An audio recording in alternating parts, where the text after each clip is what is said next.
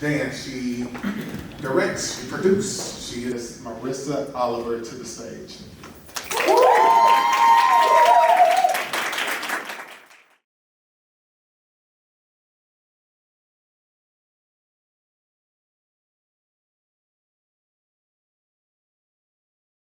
The Dirty Barista. How are you doing? I'm doing really well. Good. Now, if you've ever been to anything in Northwest Arkansas, you have probably seen Ren and her drink cart. Yeah. I feel like y'all are like a twin flame, you and your drink cart. Green co together. Let's talk about your love of drinks. Like, I feel like that's, you don't really think about like, oh man, I really just love drinks. Yeah. You know what I mean? You don't really hear a lot of people saying that. Talk to us a little bit about how you got into that. Well, people do love drinks. You just don't think about it. I mean, there's coffee shops, Swig, is all Sonic, like drinks run our day. But well, I got into it a couple of ways. When I was younger at home, I was in charge of the Kool-Aid. And my mother's recipe required about 9 cups of sugar. It's thick. My dad said you gotta cut it with water. You gotta chew y'all Kool-Aid. One time I passed out, she said, "You want some Kool-Aid?" I was like, "Please, no, I'm gonna eat it." But I started getting real creative with the packages. You know, I'm gonna mix a little grape, a little tropical punch. Just got really creative with that. And then I kind of just like, okay, done. But what really got me into it was I went to Guatemala to, we stayed on a coffee farm while we were there. We were there for something else. But we stayed on a coffee farm and I learned about coffee. And I did not know about coffee. Like, my extent of like coffee knowledge was my grandma used to give me like the powdered cappuccinos with a little hot water. I'm like, that's coffee. It's not. When I first had cappuccino, I was like, this is not what Granny was making me. But I learned about coffee and fell in love. And I was like, I'm gonna work in a coffee shop. And so I did. This was in 2012. And I've just been in coffee ever since. But in 2019, I did a coffee cocktail competition, and I won. In a regional, and then 6th in the country, but then COVID happened, I didn't get to finish. But anyway, that's where I learned about cocktails. And I would realize how translatable the skills I learned as a barista were translated over to being a bartender. And then I jumped into it. What was it about coffee that you loved?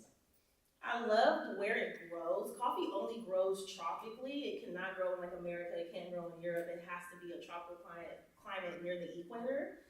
And I just loved how it looked. I'm like, oh, coffee is a fruit, so you see all these like red cherries everywhere. And I started to realize that everywhere I go, I've been to many different countries and states and places, and everywhere I go, somebody offers me a cup of coffee, whether they know I drink it or not.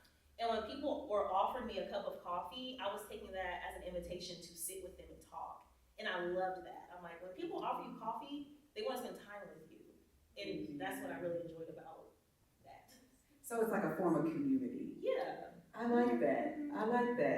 I've always been interested in that because I follow you, so I always see you talking about coffee and your love of coffee. So I'm like, oh, what is it about coffee specifically? And it tastes good to me. Yeah, I love coffee. I'm a big coffee drinker. If you don't like coffee, it's because you're drinking bad coffee. Is what Okay, help the people.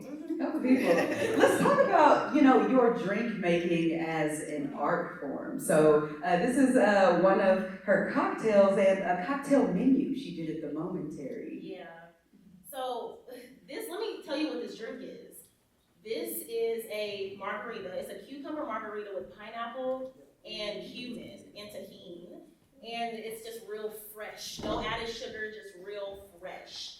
And the cocktail menu is all food themed, if you notice. And I get super duper inspired by food. Like, where does she go? Sweet Pumpkin. She was saying like, oh, I eat this and then I think, oh, I could tweak it. And that's essentially what I do. I'll try something and I'm like, oh, I wonder how this would taste as a drink, which is how the cornbread cocktail became a thing. I was like, I bet I could make a drink that tastes like cornbread, guys. It was very hard. It took me 9 months to figure out how to do this drink. And I was just dedicated to the cause. So I just get an idea in my head, and then I try to make it a drink. And the idea isn't always a food thing. Like I did a whole series where I made a bunch of different shots, like liquor shots, all inspired by Bow Wow. And listen to a Bow Wow song, make the shot. And I let. Did you have a fresh design as one? 1000%, and it had glitter to represent the grill, because he was flashing that thing the whole time of the video. Yeah, music inspires me probably the most, but also watching other people do stuff. Like if I follow you on Instagram, I'm watching you. If I follow you on TikTok, I'm watching you. And I'm like, oh, well, they say this, or you're somewhere, or like I see you drinking something or eating something. I'm like, I wanna make that. I think it's just a lot of random stuff, but yeah. That is so fun. That is so fun. Well, I am a part of the Cornbread Cocktail Fan Club. Thank you. You guys would not believe the hate I got for this cocktail. For real? Oh my God. Tell me about it. People were upset. They're like, this is too black, this is and at first I didn't even have Hennessy in it, but I ended up adding it because people were saying it was too black. Okay, at first I was like questioning too black, and then you said Hennessy. They're like, nobody asked for this. Well, I love it. Y'all should put a little piece of cornbread on top too. So you like eat the cornbread. It's good. Come on now. And I make the butter. I really get into it. First of all, this is art. Y'all, this is art you are witnessing. So tell us a little bit about your business and how you took this creation and your art making and turned it into a business. Well, I really had no desire to run a business. Like Aisha was saying, I was like, I never wanted to own a business. Not for me. I'm the thinker girl. But I got into a new relationship because I got divorced, y'all, which really threw me into another world, which I'll talk about in a minute.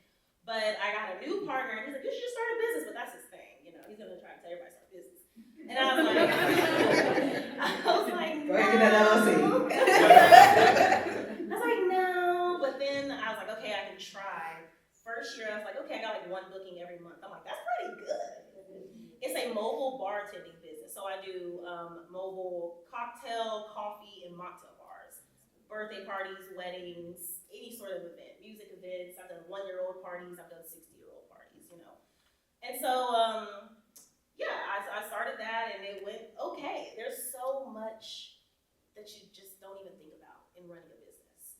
And I was very much so a victim of not being educated on running a business, taxes and things like that. But I had to really decide, do I love this or do I like this? Do I love making drinks and that's it? Because if so, I can go work at a bar. Or do I like having the creative freedom to be a part of the curation of an event, of a space? And I do. And so I just kind of have gone through like the ebbs and flows of the business, but it's been progressively better. I've definitely had to up my social media presence to really make it work. And I didn't want to do that either, but that actually turned out to be probably one of my favorite parts. I love it. That's why I'll be on the internet all the time. Oh, I love watching your reels. Like if you, I'll put her socials up there in a minute. But y'all, please follow her. She will show you show herself making a drink. She'll show you a recipe. You get really into it. Did they ask for the little Bow Wow shots at the 1-year-old birthday party? They didn't. Okay. But I would gladly give it. So just a little bit of a transition, and honestly, I'm kind of seeing a theme. I really surround myself with real artists. You're a real artist. But one thing I really love about the people that I'm talking to tonight, and the people I surround myself with. I see another one of my favorites walked in tonight. These people who truly love their artistry and they don't put themselves in a box. Yeah. And you are one of those people. Tell us a little bit about your other art forms. So, yes, I very intentionally took myself out of the box because I'm so classically trained in coffee. I had to really open my mind up to not doing the things I was told to do by the white man that taught me how to do it. Shout out to him though, because he was cool as hell, but still a white man. And so, this is what I was talking about with my divorce. So when I got divorced, I had watched Janelle Monáe's Dirty Computer, and it's very liberating if you haven't seen the emotion picture. And I was like, every time a song came on, a drink popped in my head. And I started writing them down, and I was like, I could probably write a book. Let it sit for a year, and then I came back and wrote the book Dirty Barista, giving myself that name for the first time, as in, I'm breaking that box that I said I was in. I'm not married anymore. I'm not in the coffee industry anymore. I'm doing my own thing. I am the Dirty Barista. And so I wrote this book, and then I wrote another book, which is actually a novel. I've always been a little bit of a writer, and I have like journals, which I'm gonna get back to reading them on the internet, guys. I was writing every day in the 8th grade, like every day. So my writing, very good. My grammar, not the best. But I wrote this novel, Sweet, inspired by my divorce attorney who hit on me. And so in the book, Sweet basically kills people like that. And yeah, I kind of just like took all of my inner self and thoughts and kind of like threw it in this book. I wasn't intending for it to be more of me. I wanted her to be her own person, Sweet. But everybody's like, is this you? Is this you? Is this you? And I'm like, no, but I think it is. Yes, I write books, and I'm working on a second book of Sweet, but also since October, I've been writing cocktail recipe books every month to make a compilation of the Cocktail Bible. And so you can get them all now. The one for January is non-alcoholic drinks, but I haven't been the best at posting them because I don't know, guys. But anyway, I just have been really trying to like write my recipes down because so much is in my head that I don't want to lose them, and I want the drinks to feel accessible. I don't want people to see me making drinks and thinking I have to wait to see her to try that. I want people to be able to like pick up a book and then do the recipe in the book. In Sweet, there's also cocktail recipes because Sweet's a bartender, which like it is. But writing a novel was very different than writing a cocktail recipe book. You have to think about characters and dialogue and things like that. And I don't know, that kind of like opened my mind even more to a creative side I didn't know that I had for real. Well, I love that. If you know me, you know how much I love to read. I read over 130 books last year. Chris, sick. I'm actually very obsessed with romance. I love romance novels. Y'all, please, hold on, let me go ahead and get to it because I clicked her Amazon page is the second QR code. They are available. Guys, Sweet is such a good book. It was actually one of my favorite books. Out of those 100-something books, Sweet was one of my favorite books in 2025. Y'all, that twist will make you be like, wait a minute. You are such a talented writer. It helps that my life feels like a Tyler Perry movie. I just kind of... Okay.